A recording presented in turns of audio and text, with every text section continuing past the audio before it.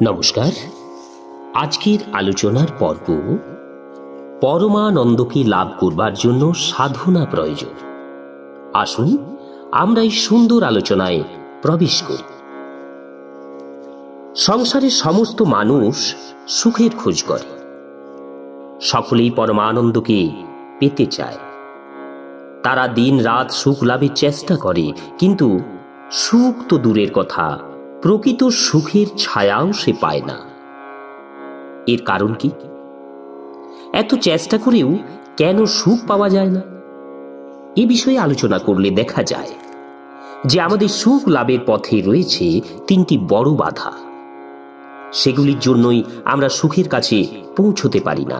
সেগুলি হল মল, বিক্ষেপ এবং আবরণ। মল হল মনের মলিনতা, বিক্ষেপ হল চঞ্চলতা, আর আবরণ হল অজ্ঞানের পর্দা।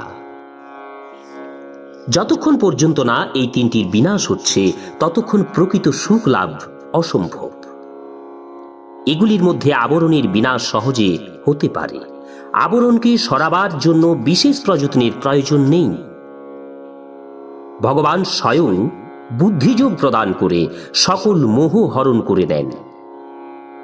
ভগবান বলেছেন, মচ্চিত্তা মদগত প্রাণা বোধয়ন্তঃ পরস্পরম কথয়ন্তশ্চ মাম নিত্যম তুষ্যন্তি চ রমন্তি চ তেষাং সততযুক্তানাং ভজতাম প্রীতিপূর্বকম দদামি বুদ্ধিযোগম তম যেন মামুপয়ান্তি তে।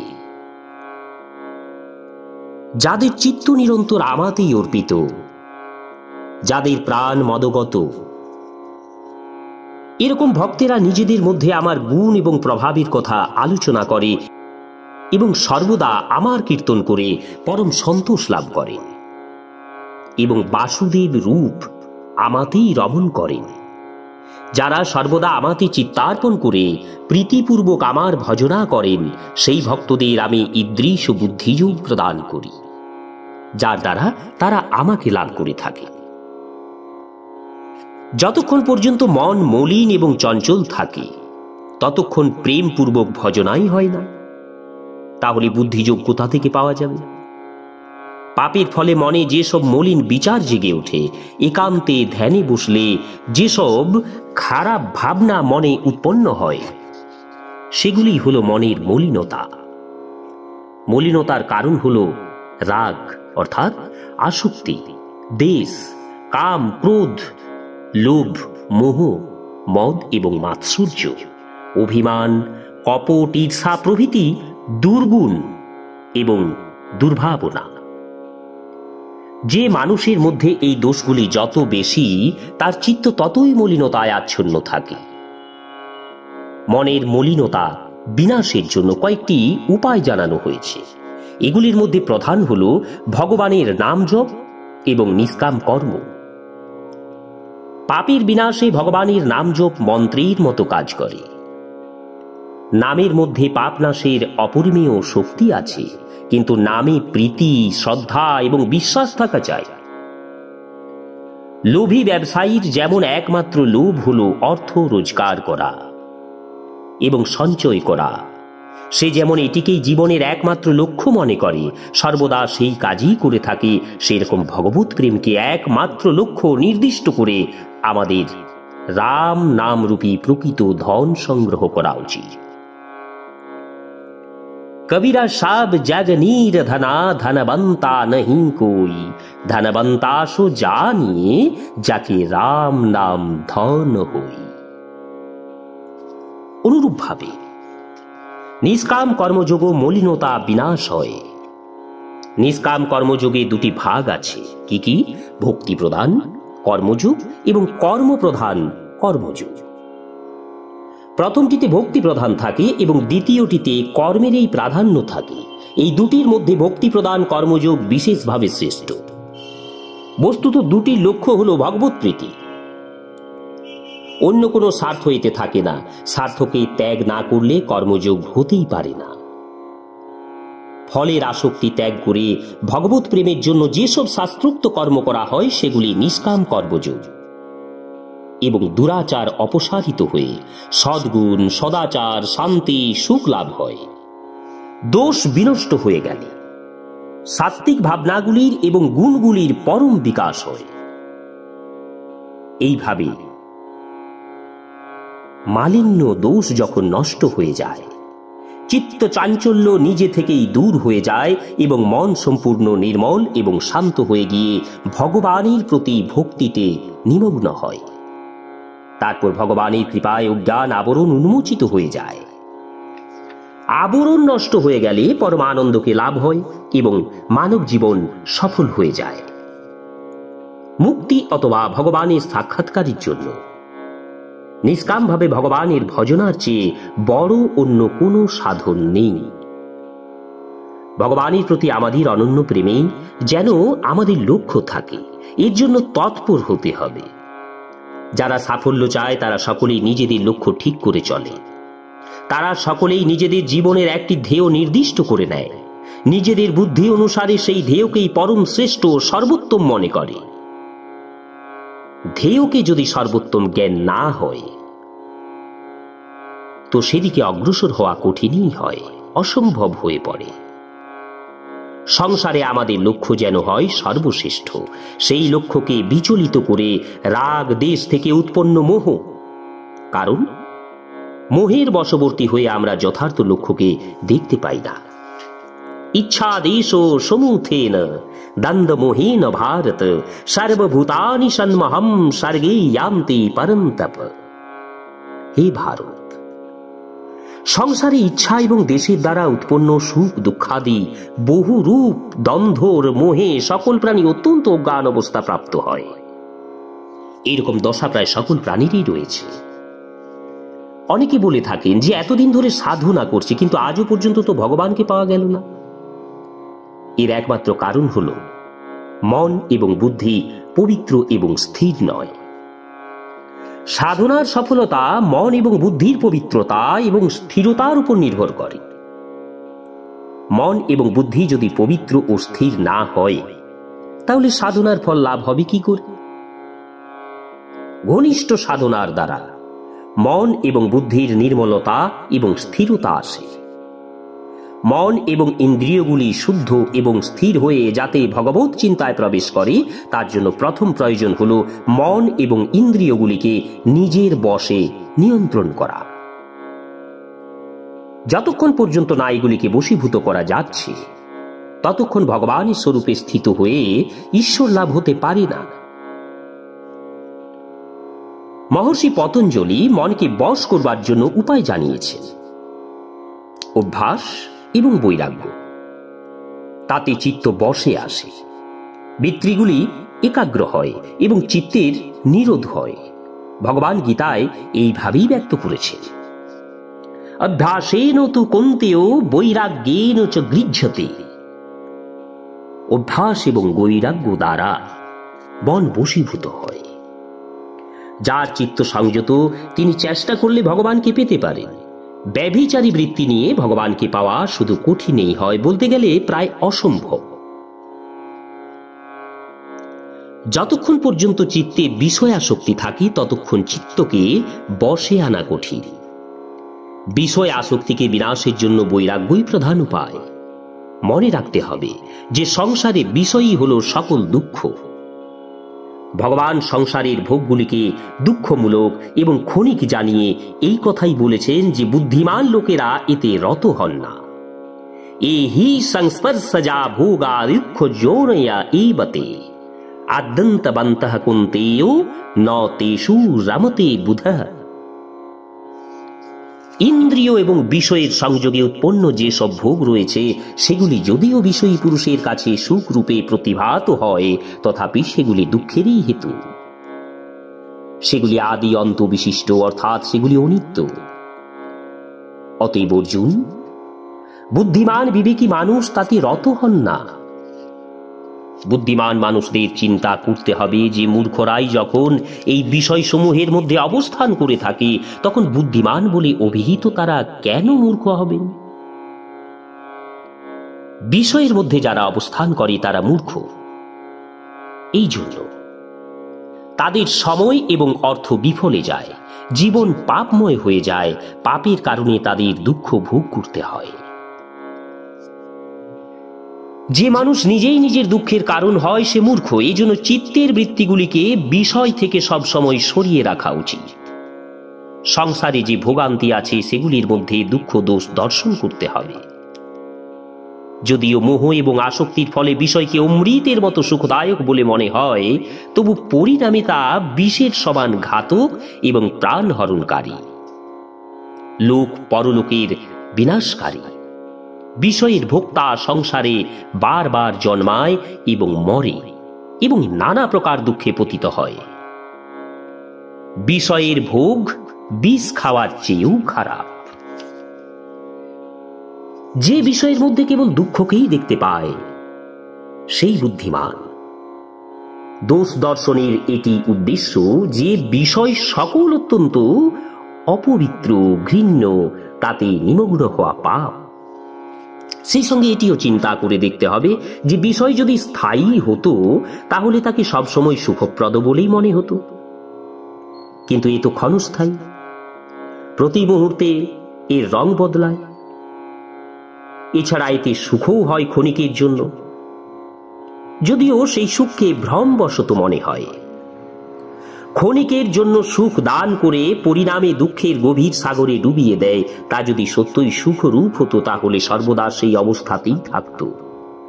অতএব বিষয় হল অনিত্য, অস্থায়ী, অসুখ, বিষরূপ, তা নরকে টেনে নিয়ে যায়। বিষয়ের প্রতি আমাদের অনুরাগ এবং বৈরাগ্যের প্রতি আমাদের বিরাগ, এই জন্য সমস্ত ব্যবস্থা বিপরীতমুখী হয়ে গিয়েছে। তাই বিষয়ের মধ্যেই সুখ এবং বৈরাগ্যে দুঃখ আমাদের মনে ভেসে ওঠে। প্রকৃতপক্ষে বিষয় নিত্য নয় বলে তা সম্পূর্ণরূপে অসৎ। বিষয়ের এই অনিত্যতা এবং তার অনস্তিত্ব প্রত্যক্ষ করে এবং উপলব্ধি করেও আমরা ভোগে প্রবৃত্ত হই। এটি আমাদের মূর্খতা। এই মূর্খতাকে চিন্তা করে পরিহার করা উচিত। বিচার দ্বারা বিবেক জাগ্রত হয় এবং বিবেক থেকে বৈরাগ্যের উদয় হয়। এই দৃঢ় বৈরাগ্যরূপী অস্ত্রের দ্বারা বিষয়রূপ সংসার বৃক্ষকে ছেদন আখ কাটার মতোই সহজ। বিষয়ের দিকে বৃত্তিগুলির কখনোই না যাওয়া, তা থেকে দূরে সরে থাকা আর চিন্তা না করা, এই হলো তাকে ছেদন করা। বিষয় চিন্তা থেকেই সকল অনর্থের উৎপত্তি হয়ে থাকে। ভগবান বলেছেন, ধ্যায়তো বিষয়ান পুংস্যঃ সঙ্গস্তেষু পজায়তে সঙ্গাৎ সঞ্জায়তি কামঃ কামাৎ ক্রোধো বিজায়তে ক্রোধাদ ভবতি সন্মোহ সন্মোহাতো স্মৃতি বিভ্রম স্মৃতি ভ্রংসা বুদ্ধিনাশো বুদ্ধিনাশাৎ প্রণশ্যতি। যে মানুষ বিষয় চিন্তা করে তার বিষয়ের প্রতি আসক্তি এসে যায়। আসক্তি থেকে এই বিষয়ের প্রতি কামনা জাগে এবং কামনায় বিঘ্ন উপস্থিত হলে ক্রোধ উৎপন্ন হয়। ক্রোধ থেকে অবিবেক অর্থাৎ মূঢ় ভাব উৎপন্ন হয়। অবিবেক থেকে স্মৃতি ধ্বংস ঘটে এবং স্মৃতি নাশ হলে বুদ্ধি অর্থাৎ জ্ঞান শক্তির বিনাশ হয়ে থাকে। আর বুদ্ধি বিনাশ হলে সেই মানুষ নিজের সাধন থেকে পতিত হয়। ভোগ এবং আসক্তিজাত বিষয় চিন্তাই হলো পতনের কারণ। বিনাশশীল, ক্ষণস্থায়ী এবং অনিত্য বিষয় আদিকে দুঃখের কারণ বলে বুঝতে পারলে এগুলি আমাদের স্পর্শও করতে পারবে না। ভগবান গীতায় বলেছেন যে সকল কর্ম এবং সকল পদার্থে যার আসক্তি নেই সেই সর্বসংকল্পের ত্যাগী পুরুষ। अदाहीनेन्द्रियार्थेषु न कर्मस्यानुसज्जते सर्वो संकल्प सन्यासी उगारूढ़ोस्तुच्यते। যখন ইন্দ্রিয়গুলি ভোগে এবং কর্মের প্রতি আসক্ত হয় না, তখন সর্বসংকল্পের ত্যাগী সেই পুরুষকে যোগারূঢ় বলা হয়ে থাকে। যার মন বস্তুতে এবং কর্মে আসক্ত নয় তিনি যোগী। কর্ম করেন কিন্তু আসক্ত হন না। কর্ম সম্পাদিত হোক কিন্তু আসক্তি যেন না হয়। এইরকম সর্বসংকল্পের যিনি ত্যাগী তিনিই যোগারূঢ়। এর দ্বারা এটি প্রমাণিত হয় যে বস্তুগুলিকে ক্ষণস্থায়ী নশ্বর বুঝতে পারলে সেগুলির স্মরণ হওয়া নিতান্তই স্ফুরণ মাত্র, অতএব তা ক্ষতিকারক নয়। সত্তাযুক্ত মনে করলেই আসক্তি হয়, অসৎ অর্থাৎ অনস্তিত্বে আসক্তি হয় না। এর দ্বারা এমন কথা মনে করা উচিত নয় যে এই জগৎ জীব ও অসৎ। জীব অসৎ নয়, কার্যরূপ আমাদের এই অসৎ ক্ষণস্থায়ী ও নশ্বর, এবং এগুলির অবসান আছে। যার অস্তিত্ব নেই তার সত্তা নেই, যার সত্তা আছে তা কখনোই অনস্তিত্ব হতে পারে না। ভগবান বলেছেন, নাশো তো বিদ্যতে ভাবো না ভাবো বিদ্যতে সতঃ। অন্তবন্ত ইমে দেহা নিত্য সুক্তা শরীরিণ অনাশীন প্রময়েষু তস্মাদুদ্ধস্য ভারত। দেহ নশ্বর, কিন্তু দেহি আত্মা অবিনশ্বর। দেহ অসৎ, দেহি সৎ। দেহের সকল বস্তু অনিত্য এবং ক্ষণস্থায়ী। সংসারে আমরা যা কিছু সৃষ্টি দেখতে পাচ্ছি, এই সবইতেই রয়েছেন পরমাত্মা। এই বিজ্ঞান আনন্দ ঘন পরমাত্মা নিত্য, শাশ্বত, সনাতন, অব্যয়। সেই এক থেকেই সব সত্তা, সব স্ফূর্তি, সকল চেতনা এবং প্রবর্তনা তারই। তিনি নিত্য সত্য স্বরূপ। সংসারের অস্তিত্বের মূলে পরমাত্মার নিবাস। এই সমগ্র দীপ্তিময়ী চৈতন্য পরমাত্মার স্ফূর্তি। এই সবই পরমাত্মার স্বরূপ। সব কিছু বিনষ্ট হলেও তার বিনাশ নেই। তিনি সর্বদা সর্বত্র প্রত্যক্ষ রূপে বিদ্যমান। এইরকম যে পরমেশ্বর তার স্মরণ নিয়ে আনন্দ সমুদ্রে নিমগ্ন হয়ে যাওয়া উচিত, তার জন্য প্রভু কয়েকটি উপায়ও জানিয়েছেন। ধ্যানেনাত্মনি পশ্যন্তি কেচিদাত্মানো মাত্মনা অন্যে সাংখ্যেন যোগেন কর্মযোগেন চাপরে अन्ये तेवोम जायन्तः श्रुतवानोभा उपासते तेऽपि चातितरन्तेव मृत्युम শ্রুতি পরায়ণা। কত মানুষই তো সেই পরমাত্মাকে পরিশুদ্ধ সূক্ষ্ম বুদ্ধির দ্বারা হৃদয়ে দর্শন করেন। আরও কত মানুষ জ্ঞানযোগের দ্বারা এবং অন্য আরও অনেকে কর্মযোগের দ্বারা পরমাত্মাকে দেখেন, অর্থাৎ তাকে লাভ করেন। কিন্তু এদের ছাড়া অন্যেরা, অর্থাৎ যারা অল্প বুদ্ধির মানুষ, তারা নিজেরা এইভাবে জানতে পারে না। তাই তারা তত্ত্বজ্ঞানী পুরুষদের কাছ থেকে শুনে সেই মতো উপাসনা করে, এবং সেই শ্রবণ পরায়ণ মানুষেরাও মৃত্যুরূপ সংসার সাগর নিঃসন্দেহে পার হয়ে যায়। মহাত্মারা কি উপায় জানিয়ে থাকেন? তারা কোনো একটি মার্গকে জানিয়ে দেন। সেই একটি মার্গের সাধনাতেও সেই সাধকের কল্যাণ হতে পারে। এই নাশরহিত অপ্রমেয় নিত্যস্বরূপ জীবাত্মার এই সব শরীরকে নশ্বর বলা হয়েছে।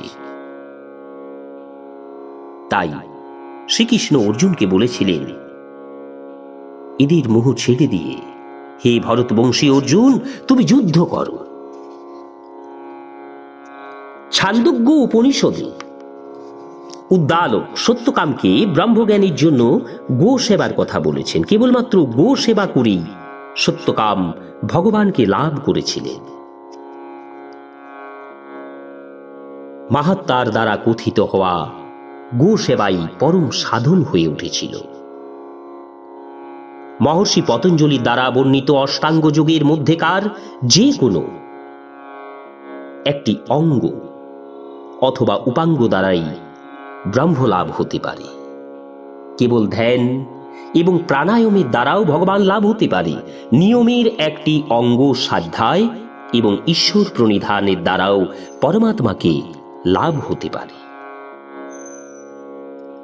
ঈশ্বর প্রণিধানাদ্যা।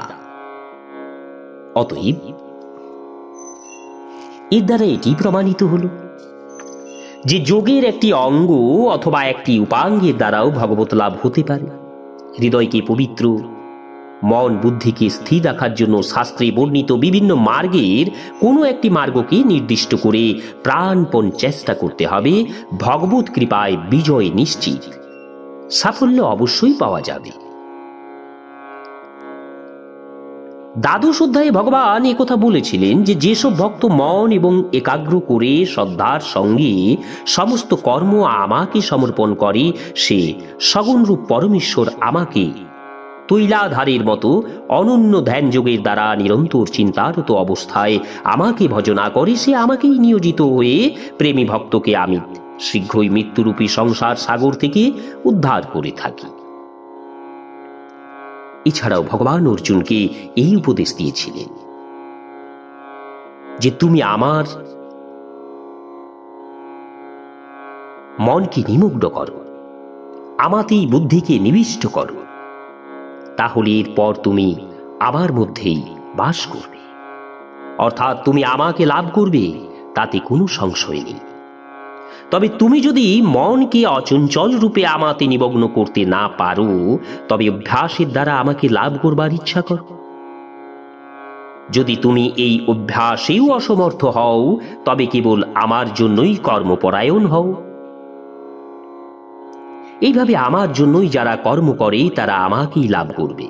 আর যদি এইটুকু করতেও না পারো, তুমি নিজেকে অক্ষম বলে মনে করো, তাহলে সকল কর্মের ফল ত্যাগ করো। এইরূপ ত্যাগের ফলে তখনই পরম শান্তি লাভ হবে। ভগবান সাধনার বিভিন্ন মার্গের কথা বলেছেন। যার যেমন রুচি, যার যেমন যোগ্যতা, সে সেটিকেই গ্রহণ করতে পারে। ভগবান যজ্ঞের নামে সাধনার কয়েকটি যুক্তি এবং পথের কথাও জানিয়েছিলেন। ব্রহ্মার্পণম ব্রহ্মো হবি ব্রহ্মাগ্নৌ ব্রহ্মণাহুতম ব্রহ্মৈব তেন গন্তব্যম ব্রহ্ম কর্ম সমাধিনা দৈবমেবাপরে যজ্ঞো অগ্নিনঃ পর্যুপাসতে ব্রহ্মাগ্নাব পরে যজ্ঞং অজ্ঞৈনৈব পজুহুতি শ্রোত্রাদীনিন্দ্রিয়াণান্যে সংযমাগ্নিষু জুহুতি শব্দাদীন বিষয়ানন্য ইন্দ্রিয়াগ্নিষু জুহুতি सर्वान्द्रियो कर्माणि प्राणकर्माणि चापरे आत्मो संयमो मजुगो गाग्नो जुहुति ज्ञानो दीपीते द्रव्ययज्ञास्तपोयज्ञा योगयज्ञास्तथा परे सध्याय ज्ञानयज्ञाश्च अतयः संसितो व्रता अपाने जुहुति प्राणं प्राणेऽपान तथा परे प्राणपान गतिरुद्ध्वा प्राणयाम परायणा अपरे नियतो हारा प्राणान् प्राणेषु जुहुति सर्वैरप्येते यज्ञविदो अज्ञखापोत कल्मषः যজ্ঞে অর্পণ অর্থাৎ শ্রুবাদিত্য ব্রহ্ম এবং যজ্ঞের জন্য প্রয়োজনীয় দ্রব্য ব্রহ্ম তথা ব্রহ্মরূপ কর্তার দ্বারা ব্রহ্মরূপ অগ্নিতে আহুতি দানরূপ ক্রিয়াও ব্রহ্ম। সেই ব্রহ্মরূপ কর্মে স্থিত পুরুষের দ্বারা লাভ করা ফল ব্রহ্ম। অন্য যোগীরা দেবতাদের পূজারূপ যজ্ঞকে উত্তম রূপে উপাসনা করেন। আবার অপর যোগীরা পরম ব্রহ্ম পরমাত্মারূপ অগ্নিতে অভেদ দর্শনরূপ যজ্ঞের দ্বারা আত্মারূপ যজ্ঞেতে আহুতি দেন। অন্য যোগীরা শ্রোত্র প্রভৃতি সমস্ত ইন্দ্রিয়গুলিকে সংযোগরূপ অগ্নিতে আহুতি দেন। কোন কোন যোগী শব্দাদি সকল বিষয়কে ইন্দ্রিয়রূপ অগ্নিতে আহুতি দেন। কেউ কেউ ইন্দ্রিয়গুলির সমস্ত ক্রিয়াকে অর্থাৎ প্রাণের সমস্ত কর্মকে জ্ঞানের দ্বারা প্রকাশিত আত্মসংযম যোগরূপ আগুনে আহুতি দেন। কিছু মানুষ দ্রব্য সম্বন্ধে যজ্ঞ করে থাকেন। কত লোক তপস্যারূপ যজ্ঞ করেন, আবার কিছু কিছু লোক যোগরূপ যজ্ঞ করেন। আর অহিংসাদি তীক্ষ্ণ প্রখর ব্রতে যুক্ত কোনো কোনো প্রযত্নশীল মানুষ স্বাধ্যায় রূপেও যজ্ঞ করে থাকেন। আরো কিছু যোগী অপান বায়ুতে প্রাণবায়ুকে আহুতি দেন, তেমনি অপর কিছু যোগী প্রাণবায়ুতে অপান বায়ুকে আহুতি দেন। আবার নিয়মিত আহার বিহার করেন। এমন কিছু প্রাণায়াম পরায়ণ সাধক প্রাণ এবং অপানের গতিকে রুদ্ধ করে প্রাণকে প্রাণীতেই আহুতি দেন। এইসব সাধক যজ্ঞের দ্বারা পাপকে বিনাশ করেন এবং যজ্ঞকে জেনে নেন। ভগবান সাধনার ভিন্ন ভিন্ন পথ এবং কল্যাণের অনেক উপায় জানিয়েছে। যে কোনো ব্যক্তি এগুলির যে কোনো একটিতে চরিতার্থ করে ভগবানকে পেতে পারেন। এখানে যজ্ঞ শব্দ সাধনার প্রতিশব্দ। এর দ্বারা সনাতন ব্রহ্মকে পাওয়া যায়। কর্মনিষ্ঠা এবং জ্ঞাননিষ্ঠা এই দুটির প্রভেদ বিস্তৃতভাবে জানানো হয়েছে। এর অঙ্গ উপাঙ্গ আছে। ওইগুলির মধ্যেকার যে কোনো একটি পথের সাধনা যদি মহাত্মা পুরুষেরা জানিয়ে দেন, তাহলে আমরা সংসার সাগর পার হয়ে যাব। আমাদের ভগবত লাভ হবে।